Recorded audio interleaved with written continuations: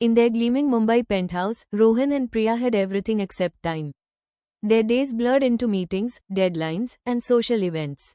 Their children lived in a world of tablets and coding classes, their laughter fading into the hum of gadgets. But one morning, an ornate envelope arrived. It was an invitation from Ba, Rohan's grandmother, for a wedding in their ancestral village in Gujarat. The thought of leaving air-conditioned comfort for dusty roads and no Wi-Fi was met with groans. But all my friends are online, Tara wailed. Still, they packed, treating the trip as a duty rather than an adventure. They thought it would be a boring trip, but it soon turned into the biggest surprise of their lives. When they arrived, the first thing that hit them wasn't boredom, it was something far more magical. The village smelled of wet earth and jasmine. Ba welcomed them with a hug that felt like coming home. Cousins tugged Tara and Arav into a game of hide and seek among mango trees. Priya, usually managing 50 employees, now sat in a rustic kitchen, grinding spices on stone while the women laughed around her.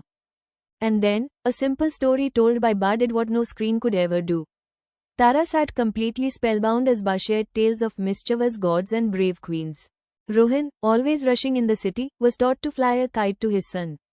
He watched its colorful diamond dance against the endless blue sky as Arav ran alongside him, his face glowing with joy.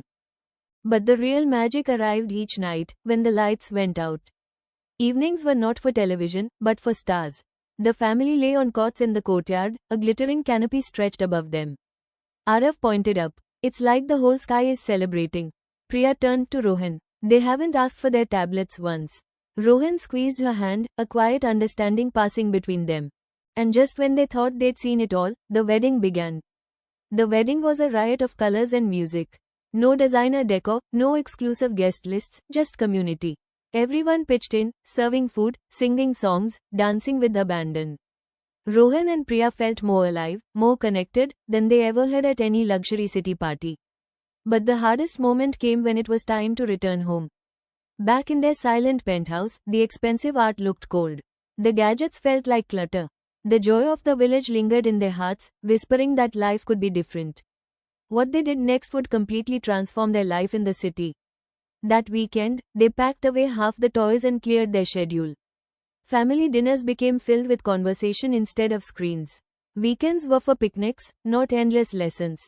Their days slowed down, but their hearts grew fuller than ever. They had finally discovered the greatest luxury of all, simple joy, together.